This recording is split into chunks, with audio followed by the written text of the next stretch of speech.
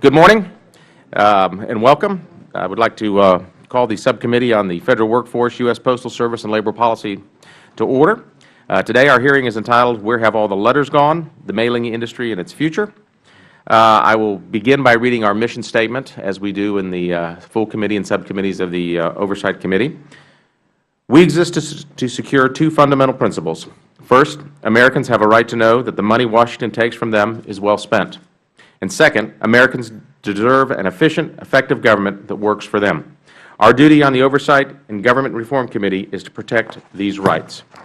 Our solemn responsibility is to hold government accountable to taxpayers, because taxpayers have a right to know what they get from their government. We will work tirelessly in partnership with citizens watchdogs to deliver the facts to the American people and bring genuine reform to the Federal bureaucracy. This is the mission of the Oversight and Government Reform Committee. I will now start with my opening statement, and then I'll recognize the ranking member for his. The demand for profitable first-class mail continues to decline due to deep economic recession and the ever-increasing reach of the Internet and new digital media. Today's hearing presents an opportunity for lawmakers to hear important testimony from the mailing industry, which has been left reeling in recent years by these developments. It is an industry whose very survival depends on a strong and profitable United States Postal Service. The economic scope of the mailing industry and its impact on the United States economy cannot be overstated. According to industry sources, the mailing industry represents over 6% of the nation's jobs and over 7% of the nation's GDP. The industry touches virtually every private and public sector of the economy, accounting for approximately 8.7 million jobs and generating $1.1 trillion in economic activity in 2009, according to a 2010 jobs report sponsored by the Envelope Manufacturers Association Foundation. Unfortunately, these numbers are down from recent years. As the recession and electronic diversion have eaten away at the mail volume, the printing, publishing, and paper industries were especially hit hard, each losing 10% or more of their employees from 2008 to 2009. Japs Olson, a direct mail printing company, had to lay off nearly 300 employees between 2006 and 2010, 30% of its workforce. The United States Postal Service workforce declined only 15% during the same period, even as mail volume fell by 20%. Even as the use of Internet and new media increases, direct mail remains an effective tool for communicating with consumers at all levels. Combining direct mail with the Internet has proven to be more effective than using either in isolation. As a result, businesses across America, large and small, are increasingly working mail-based advertising into their marketing campaigns. When mailers pay postage, that postage should be used to manage the Postal Service. Unfortunately, the Postal Service has been unable to adapt itself quickly to a world where electronic communication is rapidly replacing physical mail. This failure of adaptation has left the Postal Service with severe excess capacity and burdensome labor costs and put it on a trajectory that will lead to fiscal insolvency by October 2011. The looming fiscal crisis of the Postal Service can no longer be ignored. Congress must work with businesses, unions, and Postal Service itself to reform the Postal Service's business model and achieve long-term sustainability.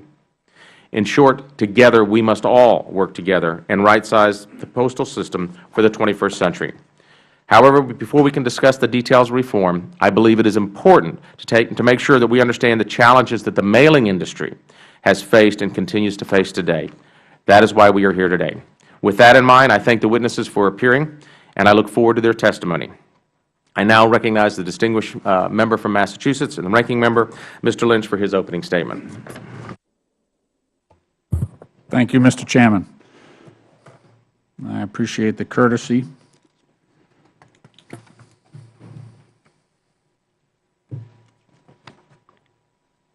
And I also want to thank our witnesses for their testimony. Today, the subcommittee will examine recent developments in the mailing industry, and in particular the economic and business challenges faced by large volume mailers, supply companies, and mail houses. Given that the Postal Service has just released its second quarterly financial reports for fiscal year 2011, and the news is not good, It is my hope that this hearing will also provide us with an opportunity to further discuss the immediate steps that we can take in order to restore the Postal Service to financial solvency for the benefit of the entire postal community and for the country. This week, the Postal Service reported that despite significant cost reductions and revenue-generating efforts, it ended the second quarter of fiscal year 2011 with a net loss of $2.2 billion.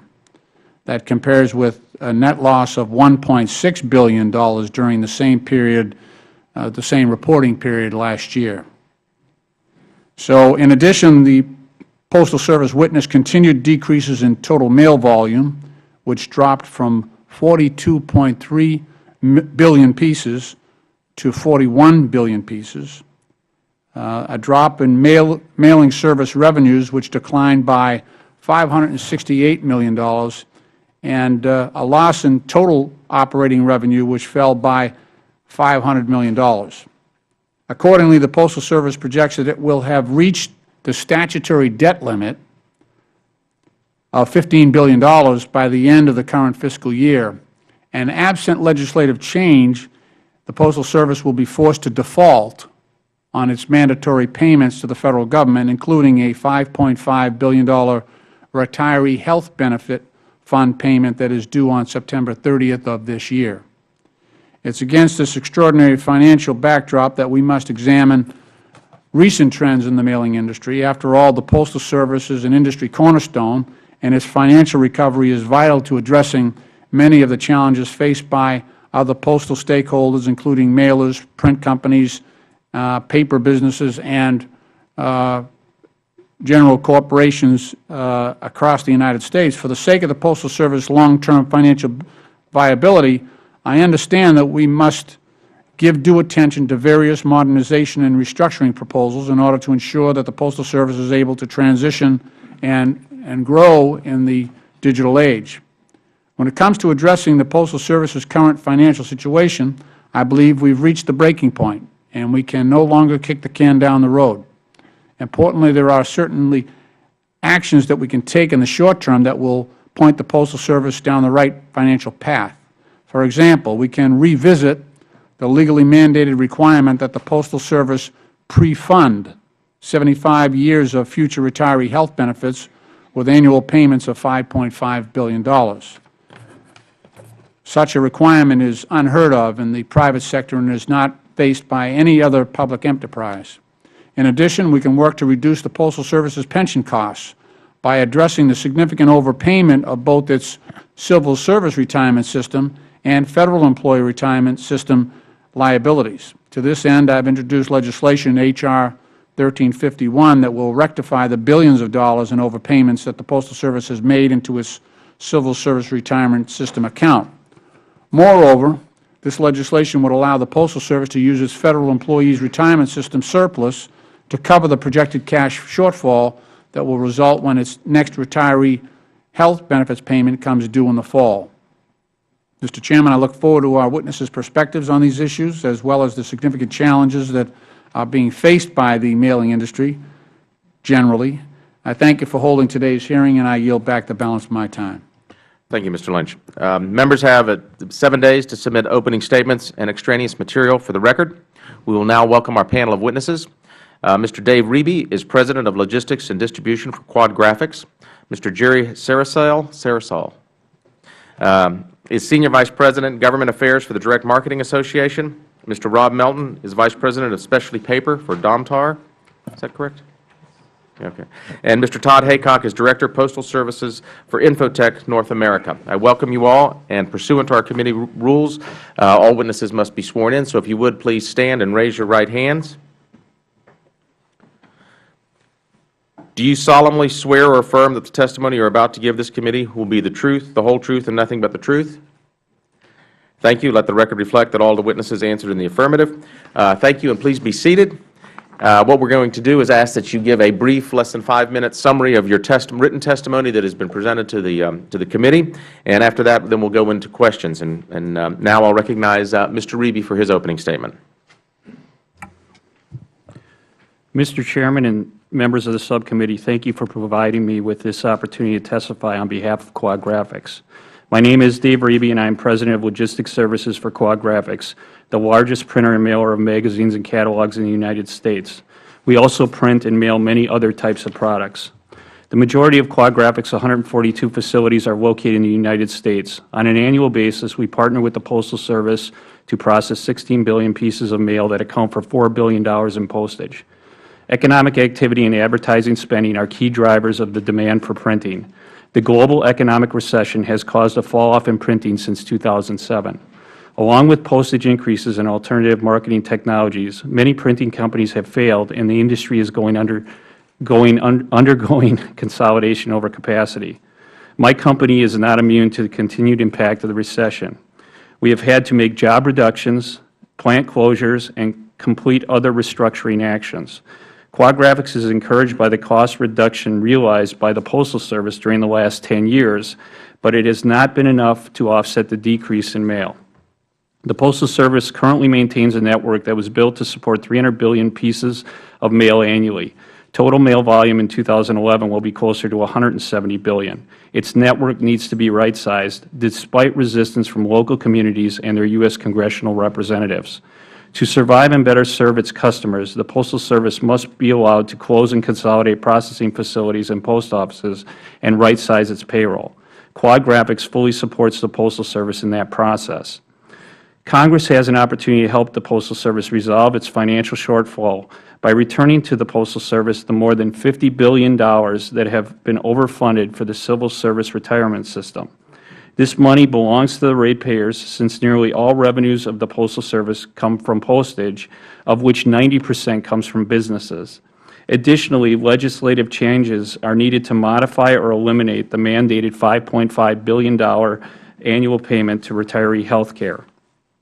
We recommend that the retirement system's overpayment should be transferred from the pension fund to the retiree health benefits fund to fully pre-fund those obligations. Quad Graphics encourages Congress to act in this manner. The Postal Service must also grow mail volume and revenue. It can do this by offering incentives to mailers. For years, we have said the Post Office needs to be more businesslike. We have asked the Postal Service to be more creative in its pricing strategy and to use rightful pricing flexibility. In 2011, we are seeing a different approach by the Postal Service to incentives that are based on value-added products and services and partnerships with mailers. Quad Graphics fully supports these efforts. My company believes that print is a key element in effective marketing campaigns that use multiple forms of media. More than half of marketers are successfully utilizing 3 or more types of media, including print, in their marketing campaigns, according to a 2010 study. Quad Graphics intends to keep print relevant and cost-effective as an important way for U.S. companies to conduct business. We are helping our U.S. customers reduce their postal costs through investments in our innovative distribution network. In conclusion, if the Postal Service can manage its costs and maintain an acceptable pricing structure, its business can be maintained and growth will be realized in certain classes of mail. Quad Graphics will continue to do everything it can to help the Postal Service be successful. We encourage Congress to do the same. Thank you, Mr. Chairman and the Subcommittee, for allowing me the opportunity to share with you information about Quad Graphics and the role we play in the mailing industry. I would be happy to answer any questions. Thank you. Thank you, Mr. Reby. Mr. Searsall, you are recognized for 5 minutes. Thank you very much. Good morning, Mr. Chairman Ross and members of the subcommittee. I'm Jerry Searsall. I'm the Senior Vice President for Government Affairs for the Direct Marketing Association, and we appreciate the opportunity to be here. Direct Marketing Association is a trade association for marketers and nonprofits to use communication channels to reach customers and potential donors directly. Our members represent about 70 to 80% of all the mail in the United States Postal Service and about 85% of Postal Service revenues. As you said, Mr. Chairman, the Envelope Manufacturers Association has found that mail has an economic impact of $1.1 trillion, employing 8.4 million Americans. It's a very important channel of communication for our members. Marketers have always had to adapt to technology changes to survive, and so much the Postal Service. And the Postal Service has done so in the past. You go from horse-drawn carriages to Pony Express to the rail, to the auto, to the air, and hopefully now to electronic. The technology really affects direct marketers and our members in 4 distinct ways. Internally, what happens at the Postal Service, internally in their own operations, customer preferences, and disposal of the mail as an important factor with technology. And the Postal Service has automation, and it has improved productivity. Some of the productivity gains, some of the help has been lost, however, with requirements that are placed on mailers for preparation and IT requirements that increase costs are exactly like a postage increase. And so some of that's been lost. And we really hope that internally the Postal Service can do more with electronic means to accept the mail and take postage, to try and reduce paperwork there and make some savings. For mailers, the new electronic communications really opens up a new avenue to reach customers and donors. But it's also an avenue that where we can complement, use it to complement the mail. New print technologies using allow multiple pieces of mail in one print run.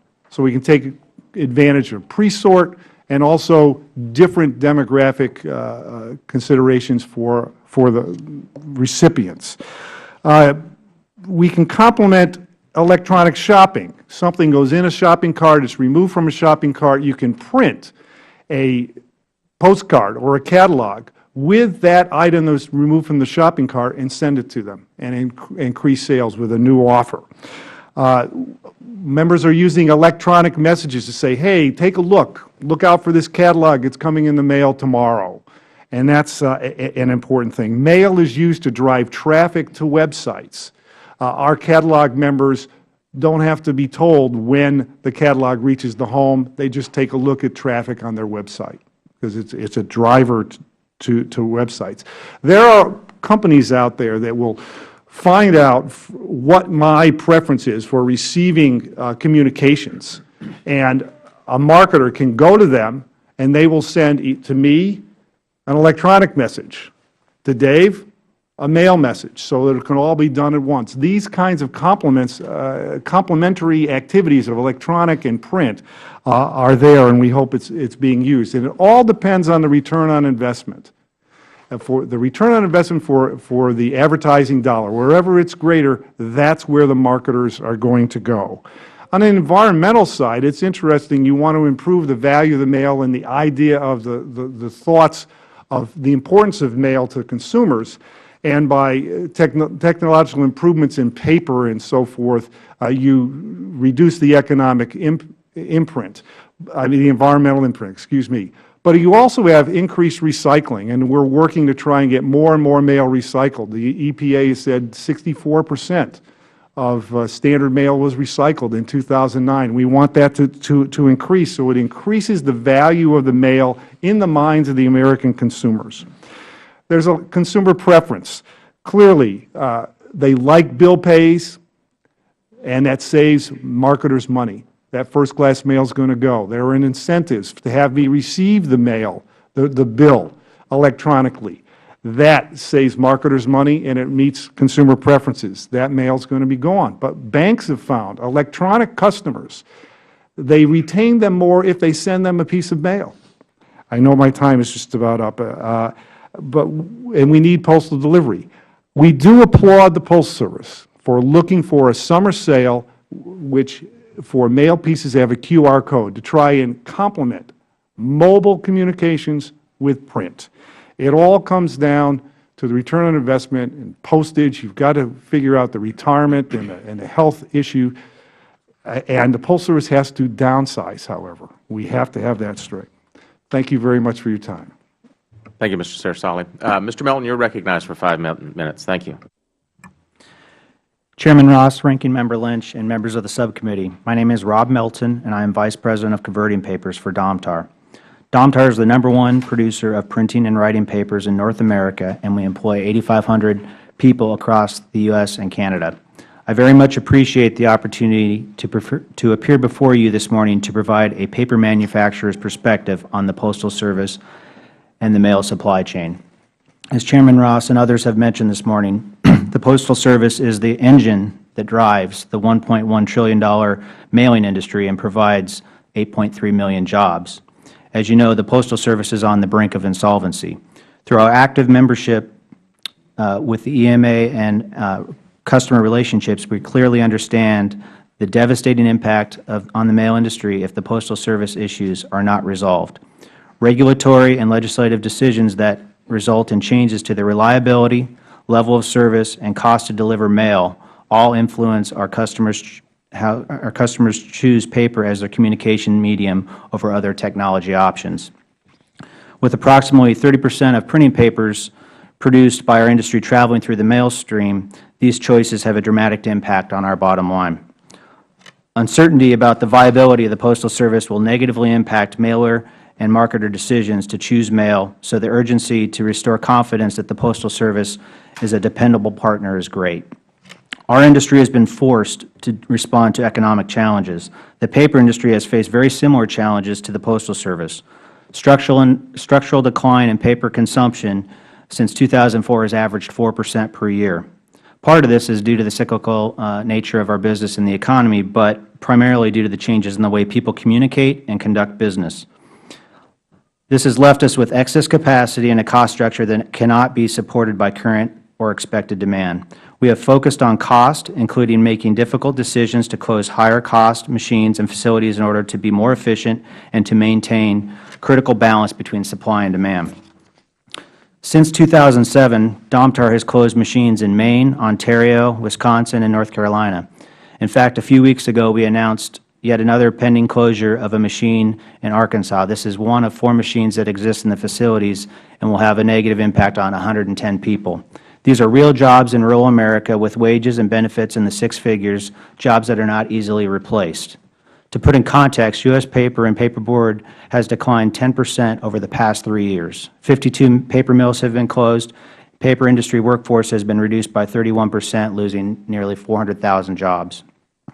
However, we have not just focused on cutting cost, we have focused on meeting the evolving needs of our customers to try to mitigate the trend of structural demand decline. Examples of this include developing products for new print technologies that will allow marketers to digitally print images to be more customized and variable to drive response rates and improve their returns.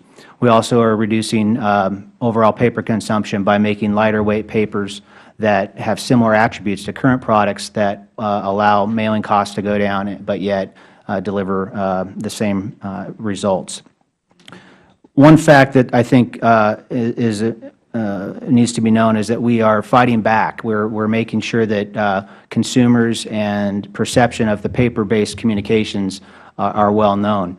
63% of all paper produced in our industry is recovered. That includes paper that's produced that goes into archival applications such as books or archives, but also toilet and towel and tissues, so they're not recoverable. We've also introduced a paper campaign Domtar has that heavily raises awareness of the intrinsic value and sustainable nature of paper through our Paper Because campaign. We have a website, paperbecause.com, which has a great deal of information about this, and I encourage you to check it out. One example of where Paper Because campaign is focusing is on raising awareness of consumers of some misguided attempts to convert paper-based mail recipients to electronic transactions, often without choice. Recent polling data by Wilson Research found that 66% of Americans preferred receiving paper bills and statements, while only 13% preferred electronic delivery. Yet institutions are increasingly switching customers to electronic statements without choice, and in many cases are charging for paper statements to manage their accounts. For example, the Social Security Administration is no longer mailing annual statements. While we appreciate the cost savings, this is not without risk. We don't dispute that some customers prefer electronic statements, but consumers should have a choice and shouldn't be penalized for preparing paper-based statements. The short-term decisions that are acted upon to save the Postal Service and control costs and deal with its statutory flawed pension and retiree health care obligation funding rules will underestimate the impact on mail volume and may accelerate volume decline further. The paper industry has been forced to make difficult decisions. We have the ability to adapt, to change our cost structure, to anticipate customer needs, and set about a task to resolve them. The Postal Service should do the same. Failure is not an option, as we have many industries and so many jobs depend on the well-functioning, reliable Postal Service. Thank you for your time. I'm happy to answer any questions. Thank you, Mr. Melton. Mr. Haycock, you're recognized for 5 minutes. Good morning, Mr. Chairman and members of the committee. My name is Todd Haycock, and I am the Director of Postal Services for 3i Infotech North America. Thank you for the opportunity to speak to you today about the changes that I've seen over the past few years in this industry and what I expect to see in the future. As the nation's largest outsourced remittance processing provider and one of the largest first-class mailers in the industry, mailing approximately 500 million mail pieces annually, the U.S. Postal Service is one of our largest customers or partners. It wasn't that long ago that the U.S. Postal Service was the only choice for sending and receiving bills, invoices, statements, and other transactional documents. However, this shift away from physical mail delivery to other forms of bill presentment and payment has increased pace in recent years as the number of alternative consumer billing and payment options has grown. You may be familiar with online bill presentment and payment, but other channels are emerging, such as secure email billing and payment, electronic mailboxes tied to physical street addresses, mobile presentment and payment, text-based billing and payment, and more. The shift to alternative channels is coming at the detriment of the U.S. Postal Service-handled remittance mail, and the decline in postal remittance mail has caused 3i Infotech to close processing facilities in Tampa, Florida, Baltimore, Maryland, and Des Moines, Iowa. At the same time, other remittance processors have decided to exit the business entirely to focus on their core financial services. We have acquired and consolidated both J.P. Morgan Chase's and First Tennessee Bank's remittance processing operations. I anticipate that other consolidations will continue to occur in the industry as providers find they can't maintain the scale or efficiencies necessary to remain profitable. When paired with trend directions and analyst predictions, this continuing shift indicates that postal mail is changing from being the dominant channel for bill and payment delivery to being one of many channels available. Print bills and paper remittance exist alongside all the other electronic channels, with all measuring relatively equal levels of importance to the biller. At 3i Infotech, we follow these trends very closely and therefore focus on providing new and expanded products and services to serve the changing billing and payment market. There are two sides to the equation, the bill and the payment. I see this change and how payments are being made as being driven by the consumer. The ease of making payments on a computer or on a mobile device, where a few clicks can complete the transaction, is very appealing option to time-pressed consumers. On the other hand, the presentment of these documents has not been subject to as fast of a shift away from the U.S. Postal Service to electronic bill delivery. I believe this is mainly because the shift is not being driven by the consumer, but by businesses. I personally prefer to receive paper statement and then go online to make my payment, as do many individuals that I know. For businesses, however, there is good reason for trying to drive consumers to electronic presentment. The biggest concern is the cost. With postage rates increasing and the demand on large mailers to make expensive changes to the mailing process in order to meet changing postal requirements, businesses have to make hard choices as to where to assign their resources and capital. I am seeing more of my business customers pushing hard to drive consumers away from paper. As an example, one of my customers is currently planning on charging consumers $1.50 per month if they wish to continue to receive paper statements, and they are in the process of informing customers of this pending change. But this organization is not alone in pushing for electronic adoption. As an example, between 2008 and 2009, one of our customers saw a 5.5% increase in the number of monthly statements being presented electronically. In 2010, it grew to an 8.3% increase. This means that electronic presentment represents 11.3% of their total volume and will probably grow even more in 2011. On the other hand, one of my other customers introduced electronic presentment and payment in July of 2008, and now in March 2011, they have 147,328 consumers receiving electronic statements every month. That represents 16% of their total volume. Every study and analyst group predicts that the volume of paper bills mailed to the U.S. Postal Service will continue to decline in coming years in favor of electronic alternatives. But the rate at which that decline occurs is dependent on what actions the U.S. Postal Service takes over the next couple of years. The ball is already rolling, and reversing the current trend will be difficult. However, I think if the U.S. Postal Service focuses on what the mailers in the industry need, the value the mail can provide, and decreasing the complexity and costs of the mailing process, businesses will divert their capital and resources to more pressing projects instead of trying to move away from physical mail in an effort to cut costs. The U.S. Postal Service faces substantial changes, both financially and structurally, that need to be addressed directly. However, I have observed that the new U.S. Postal Service management team is willing to address these issues and increase their focus on mailers. This is very encouraging, and I feel will be key in keeping the U.S. Postal Service as an indispensable medium of commerce and communications. Thank you, and I look forward to your questions. Thank you, Mr. Haycock, and we'll now move into the series of questions, and I'll recognize myself for 5 minutes. It's interesting because as we talk about the Postal Service, and I equate it to the original information highway that over the last 200 years has provided by way of infrastructure the flow of information to households and the businesses everywhere. And yet, over the last 20 years, predominantly with the use of the Internet, we've seen times change, but I don't think we've seen the Postal Service adapt to the market trends that have happened as a result of additional information highways that have been developed out there. My first question would go to those that are in the manufacturing and arena, or not manufacturing, but in the mailing arena. Mr. Reby, what % can you say of your total cost is labor cost of your business? I actually don't know that right off the top of my head. Okay. Mr. Sasali, any of your members, do you have any idea in your association what % of total labor cost is of the total cost? I don't. I know that some of other delivery companies, the labor cost is about 50% of their total costs. Okay. And Mr. Melton, can you state? About one-third. About one-third. So about 33% Yes. is labor costs? Yes. Mr. Haycock? I'm not exactly sure, but I know it's less than 50% of our costs.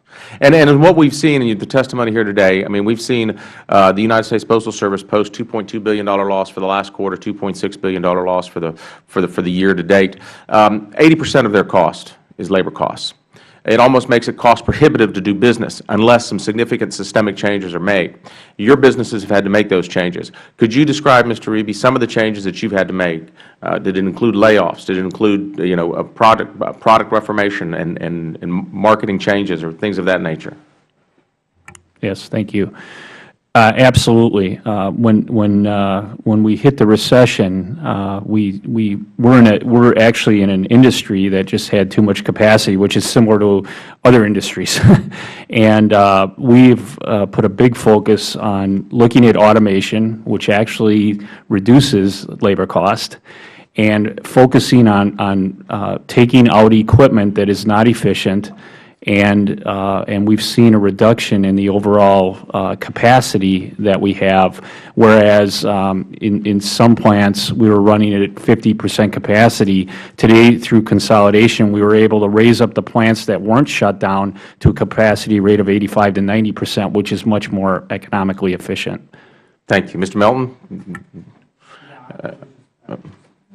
I know you mentioned, I think that you've had to undergo some changes, Yeah, furloughs and. We've in the last few years, we've laid off a significant amount of people as a result of having excess capacity in machine and facility closures, probably in the neighborhood of 3,000 people, 2,000 to 3,000 people.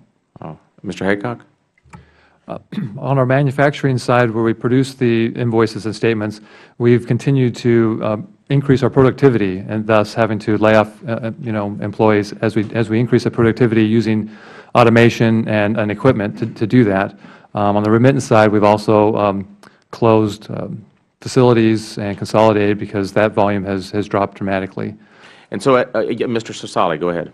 We've seen studies show that during the recession, we had a reduction within the mailing industry of about 25% for employees. And what you've done, I guess, is to adapt to a market change in order to stay solvent. And my question to each one of you with my last minute here is, do you think that the Postal Service is doing enough to reduce their costs to avoid insolvency? Mr. Reevy? I don't, but I think they're being restricted by some outside influences as well. What would those be?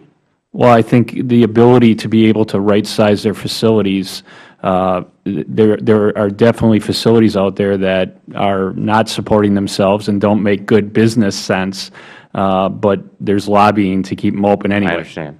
Mr. Sassali? We think we can't afford the excess capacity. They should be moving much more rapidly and reducing the excess capacity of the Postal Service. Okay. Mr. Melton? Agreed. It's not going to get any better, and you need to make tough decisions now to be viable for the future. And that includes consolidation? Yes. Okay. Mr. Haycock?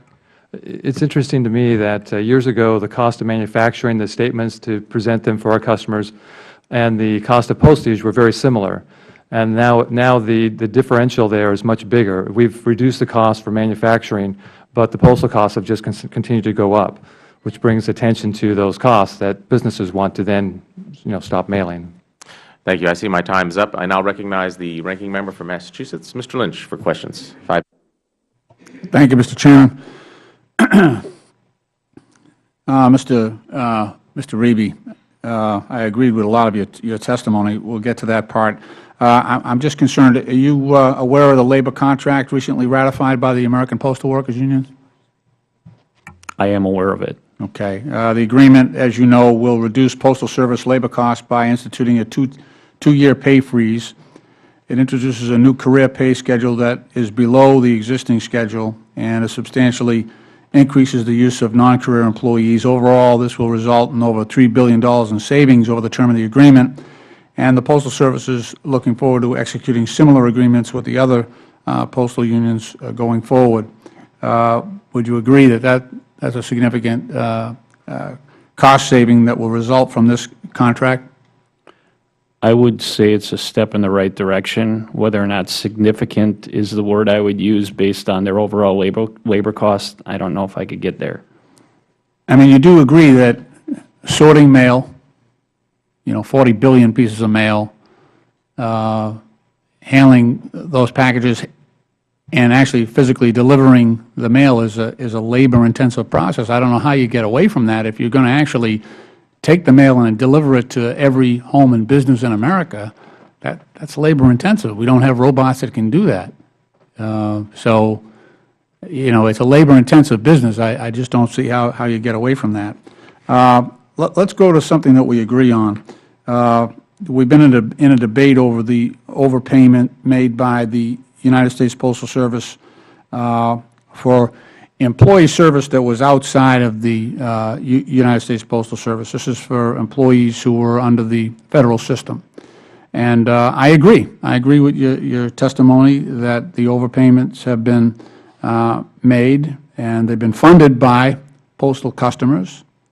I also believe that the United States Postal Service employees, the postal clerks, the letter carriers, both rural and urban, my mail handlers, the supervisors, and postmasters, they've earned those pension credits. So they've been shortchanged because what they're working for is being siphoned over to a Federal system. So we're actually have a system right now under this current formula that the United States Postal Service, its customers and employees are subsidizing the Federal system.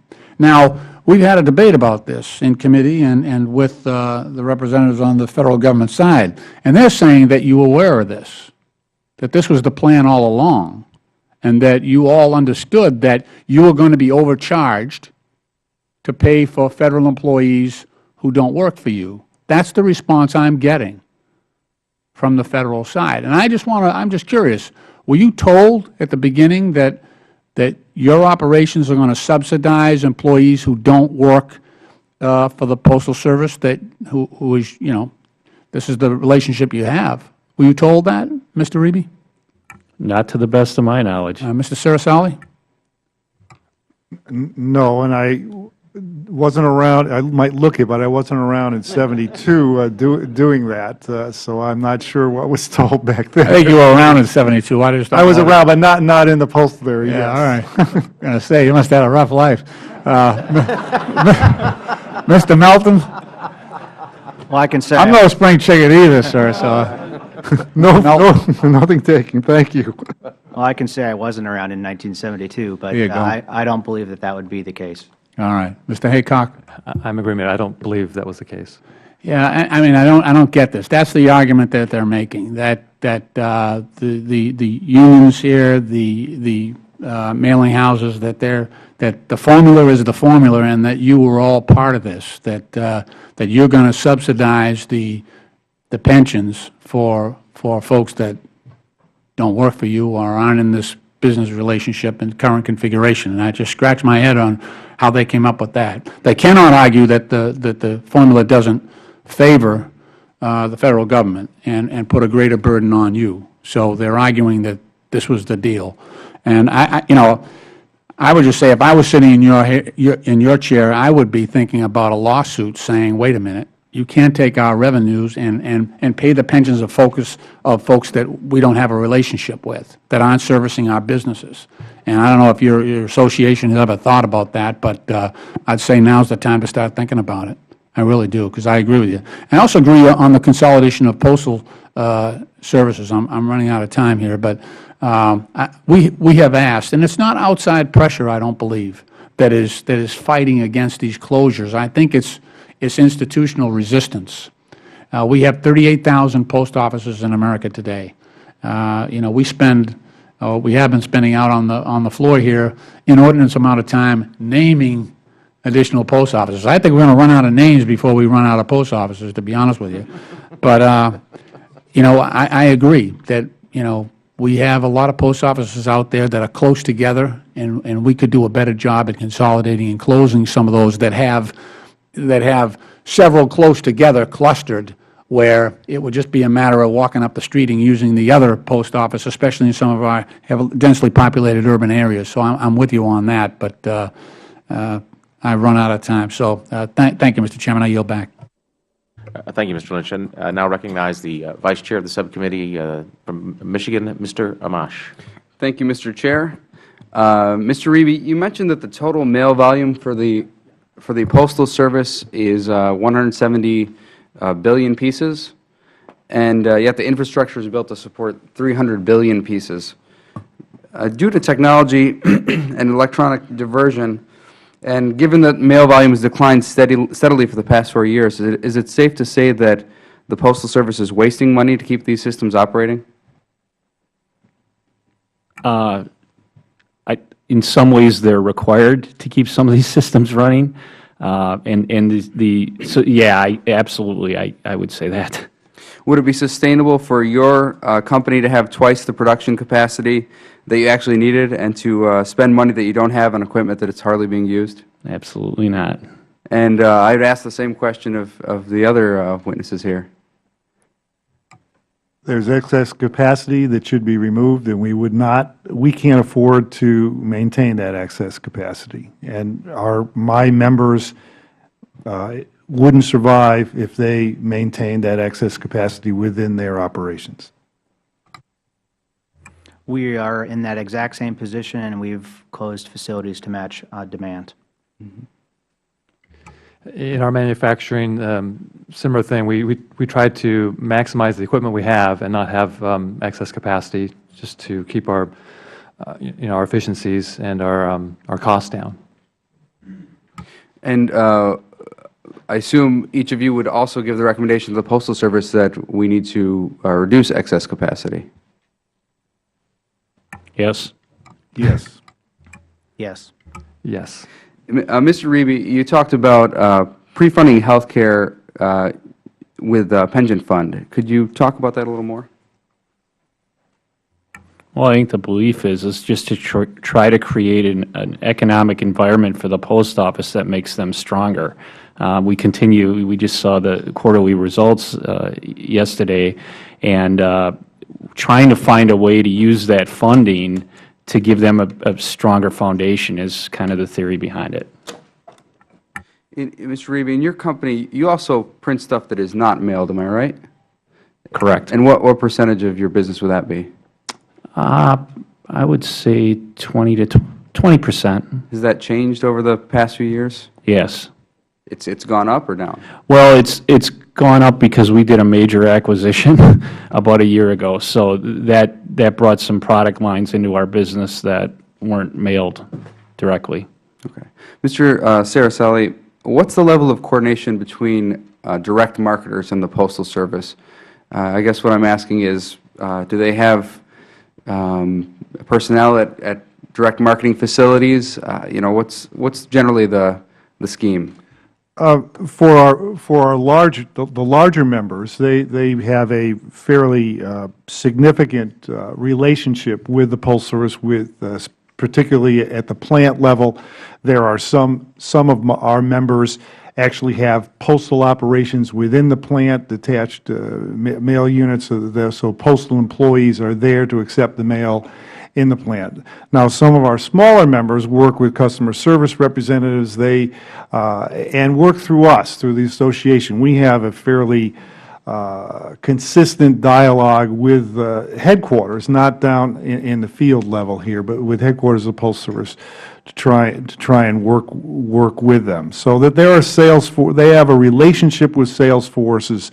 Many of them use suppliers like printers such as Quad, who print the mail for them for many members and then enter it in the mail stream, and they have relationships with the Postal Service. Are there any alternatives that direct marketers use besides the Postal Service? Oh, absolutely. They're multi-channel. I mean, you use electronic, they use telephone, they use direct response TV and radio, even broadcast kind of ads, but the Internet and eventually moving to mobile. You have to use them all or else you're going to fail. Mr. Melton, do you have any data to support your suggestion that using paper is actually more efficient than communicating electronically? I think you had said that people prefer paper to...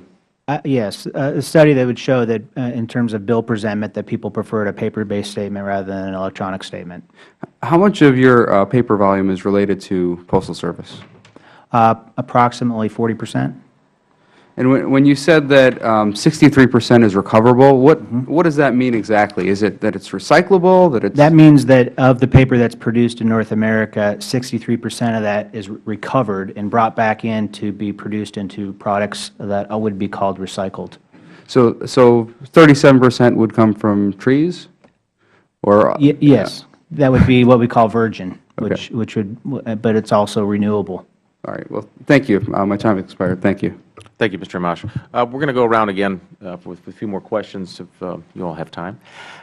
Let's talk about the electronic diversion and the Internet, because for so many businesses out there, the Internet has been a boost, but for apparently the United States Postal Service. So what I'd like you to do is to kind of put on a role of your postmaster for a day.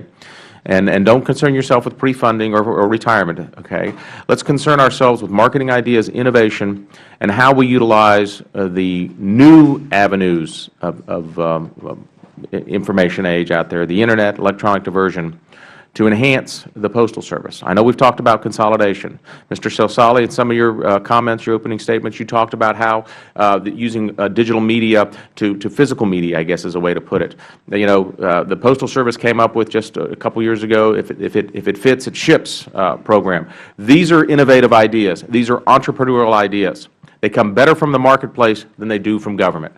And so what I'd ask you to do, if you could, think about and explain to me or to this committee what you think could be done in conjunction with the electronic media that's out there today to enhance the Postal Service.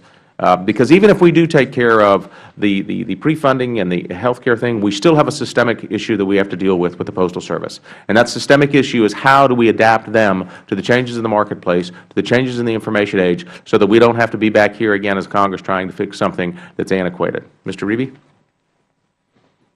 Yeah, just part of it I brought up earlier. I think volume-type discounts, getting creative with pricing, incentivizing people to do more than what they are doing. From my perspective, the electronic media world is still trying to find itself. And for those of us that are on email, or if you go on the web, we still view print as the most unintrusive way, print and mail, as the most unintrusive way to solicit somebody to buy something for you. But complement it. Let people use the Internet as the vehicle to order. Now, that does have a negative impact on the post office, but the belief is that when you're on the computer, and we all get them now, you get a lot more emails than you ever used to get. You don't know how you're getting them or why you're getting them, and it's intrusive to me. Where mail, although people tried to make it seem intrusive, it's really not. It comes in your mailbox, and you have an opportunity to make a choice at that point. But you don't have to deal with it when you're at work. You don't have to deal with it when you're trying to relax. You deal with it at your convenience, and I still think that's a huge opportunity for the Post Office to take advantage of the fact that it is unintrusive. Thank you. Mr. Selsali? Yeah, well, I think to start, we have to look at mobile as well, and I think that this new summer sale they have with the QR codes is a great idea for the Postal Service to look at. I do think that the Postal Service should partner with the private sector with information we have. If, as I said before, if you know that I want to receive things electronically and that Dave wants to receive things in paper, and Smelton wants to receive things over the phone or mobile, and you have that information, and to work with marketers, so a marketer can go to one place and its message gets sent out to paper to me or paper to him, email to me, on the web, through a mobile phone, and have it go out. That's how you can complement communications. We have to look at this as a whole communications structure and trying to reach customers, donors, potential donors, and try and find the preferences that the consumers want and get it out. That increases the ROI across the board. And I think the Postal Service is part of that mix. It's going to be a changing part of the mix, and it's clearly going to change how the mail is sent in, what's sent in. It may not be a catalog, it might be a postcard, it may be a smaller catalog, different things. So that type of thing should be, I think, is happening today, can happen today, provided Congress doesn't really hit privacy legislation that harms this kind of information. But that can happen now. That's where I would look immediately. Thank you. Mr. Melton? I think the most unique thing about the U.S. Postal Service is that it has, by mandate, the ability and requirement to reach every household in the United States. And that's a very unique infrastructure that I don't think has been exploited properly. I agree. And some of that is due to statute of the types of services and products it can offer as not to compete with the private sector, I believe. But as an example, you can walk into a post office and you can buy packaging and you can buy postage, but you can't buy the service to pack that package. You need to go to a private store for that. So those are the sorts of things I think that I would look to try to change. I also think the ability to time delivery of packages with the other channels that are there are a unique opportunity, and particularly with the technology that exists now to very targeted make an offer to a consumer. So, thank you. Mr. Haycock, briefly. I agree with what's been said here. I think as the Postal Service focuses on what their core competency is and the value of the mail, as what's been said, maybe something along the lines of, rather than paying an extra charge for 2 ounces, include that in the overall price. So 1 ounce, 2 ounces is the same price. So you can add more marketing and reach those customers, as has been mentioned. Thank you. My time is up. Mr. Lynch, you are recognized. Thank you, Mr. Chairman. Let me just, I agree with the Chairman's suggestion that we need systemic change. There's no doubt about that. And that's notwithstanding the need for a reset on the health care payments and, a correction for the pension overpayment. But what those 2 items do, though, is buy us time. Because, the pension overpayment is anywhere between $55 and $75 billion, and, the health benefit contribution here for retirees is $5.5 billion per year. And so, if we look at the trend, and I give the Postal Service some credit here, and I give the unions a lot of credit as well. If you look at what they've done since since 2008, the Postal Service has reduced its workforce by 120,000 people. Since 2008, they've cut 120,000 positions. And since 2009, it's reduced its total cost by $11 billion. Some of that's by automation, but $4 billion is savings coming from reductions in labor costs.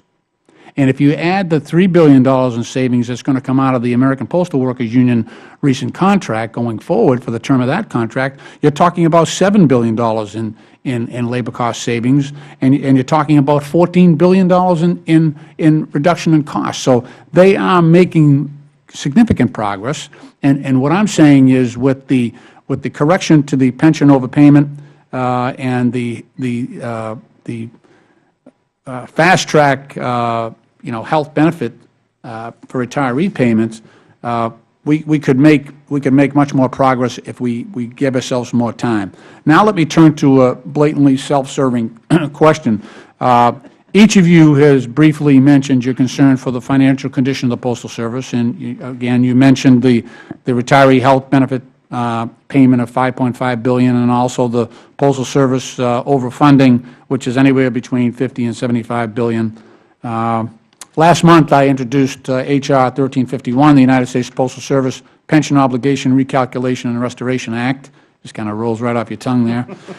The Act directs the Office of Personnel Management to update the actuarial methodology to be used in allocating the CSRS retirement benefits liabilities between the United States Postal Service and the Federal Government. So we're trying to reset that and correct it. Any resulting surplus from this recalculation, if it's 55 or 50 or 75 billion, would then be transferred over to the Postal Service Retiree Health Benefit Fund, and further, the Act would require that the Postal Service $7 billion refund would be refunded immediately and applied to the 2011 Retiree Health Benefit Payment and Workers' Compensation Fund. Now, it's sort of what you were talking about to start this off, Mr. Reeby.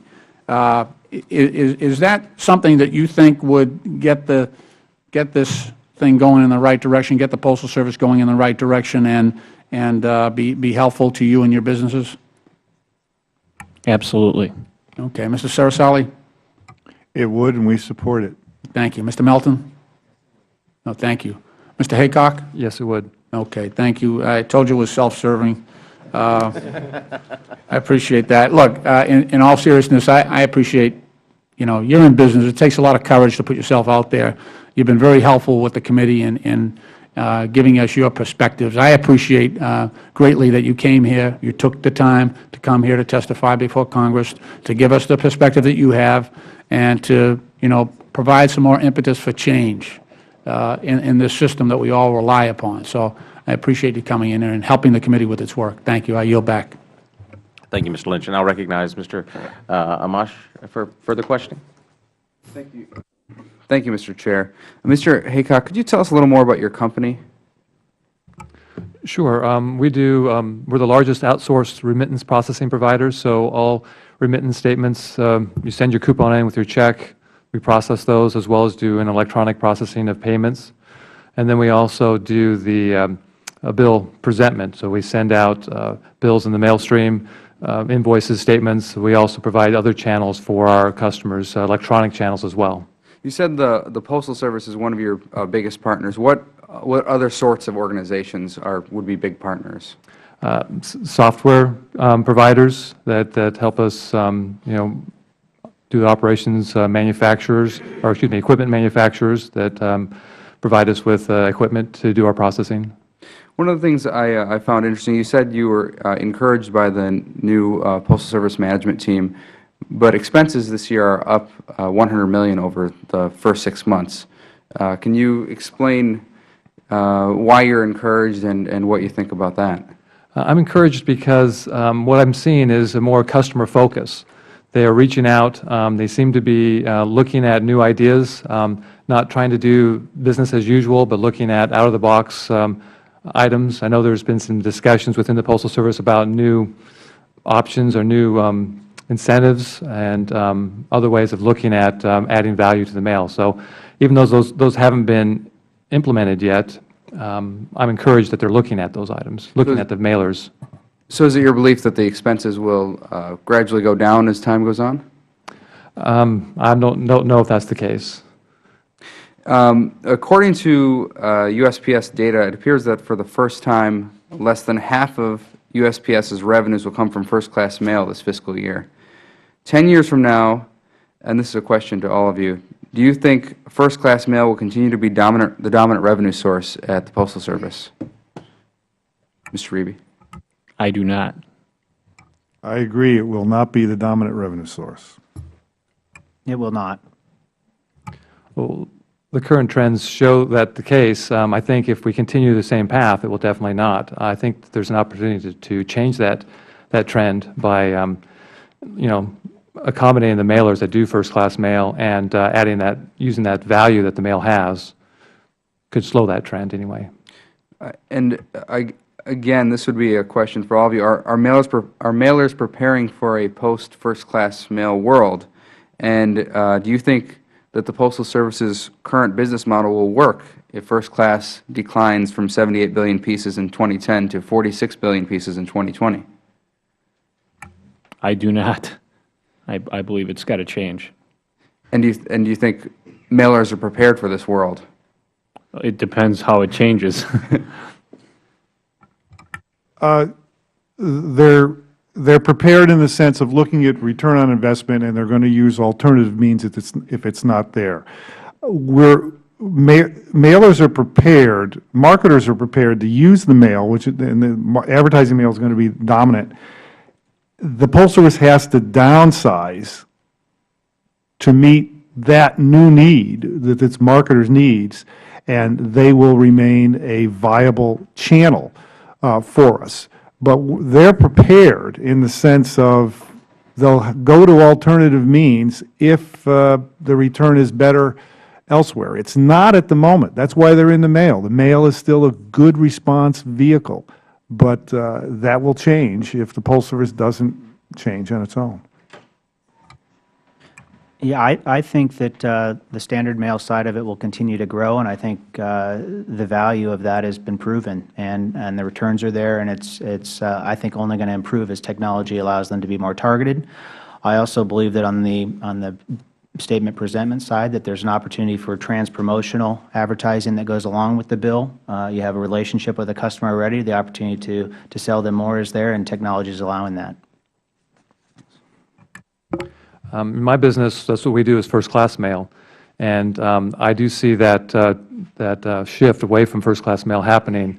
And for my business, we offer other alternatives, other channels, and opportunity for our customers to choose what channels they want to use.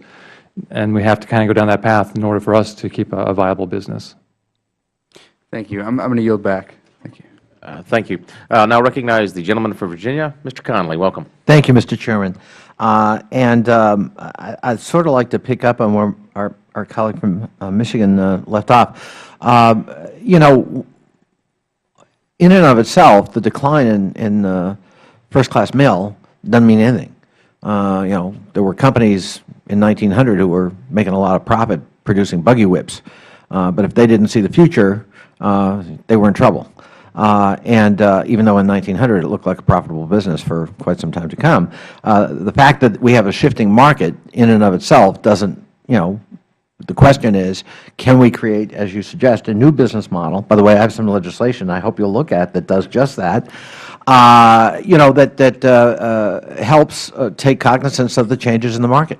For example, companies like Amazon.com have become very profitable with online sales. They have to, however, get those products to market. And the Postal Service, 1% now of its business is packages like that, but it's 2% of its profits, so the margin's pretty good. Mr. Melton, Mr. Haycock, do you think that there could be a future in expanding that kind of niche business for the Postal Service at some level of profitability? Absolutely. And I think there's opportunities to perhaps share some routes, as an example. If we're going to reach every household in the United States, you might as well take advantage of sharing some of those routes. If we're serious about making the Postal Service successful as we move forward in this century, and I know my colleague, Mr. Lynch, has introduced legislation I certainly support and supported in the previous Congress in this whole pre-funding issue, which is very substantial.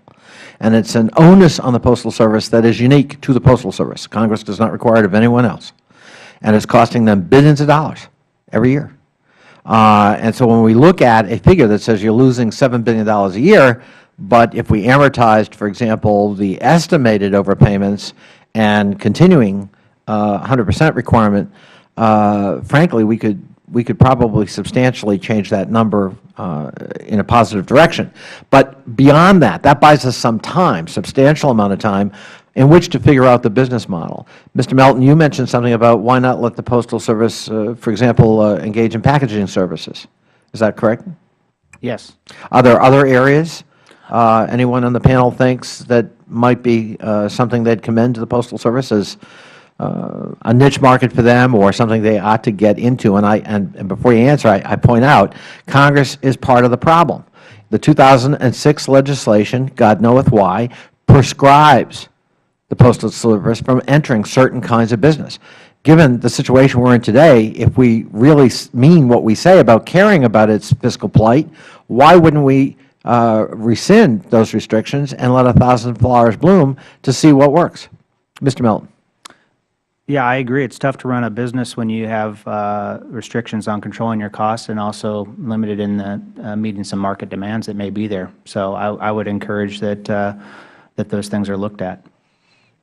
Hey, Mr. Haycock. The only concern I would have about opening everything up would be losing focus on their core, what they're best at.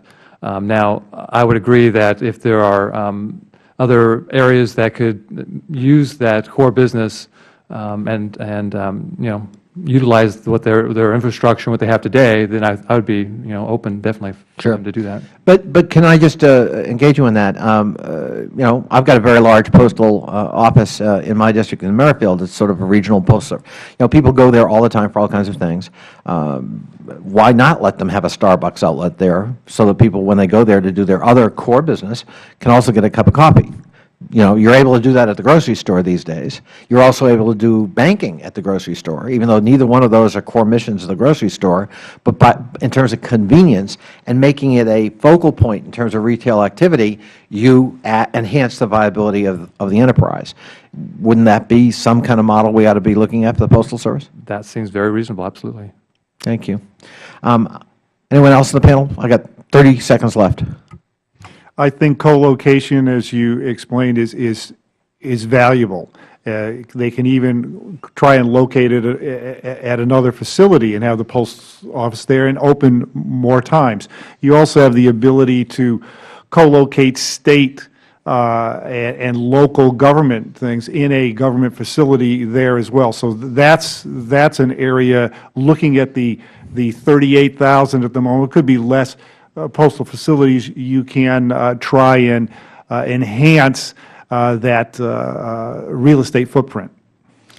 Mr. Chairman, my time is up, but the gentleman makes a very good point. I commend to my colleagues because as someone who ran a local government for a long time, Historically, a lot of post offices have the stovepipe model. We are separate unto ourselves and sovereign and don't bother us.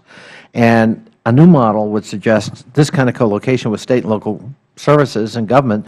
There can be cost sharing, there can be huge efficiencies, and again, you're making that postal service, the post office, which already exists, a more focal point for the community. So, which, by the way, my legislation also addresses. Thank you very much. Thank you, Mr. Conley. I appreciate that input. I want to thank the panel members for being here today. We're grateful for your input, and this subcommittee now stands adjourned. Thank you. Thank you.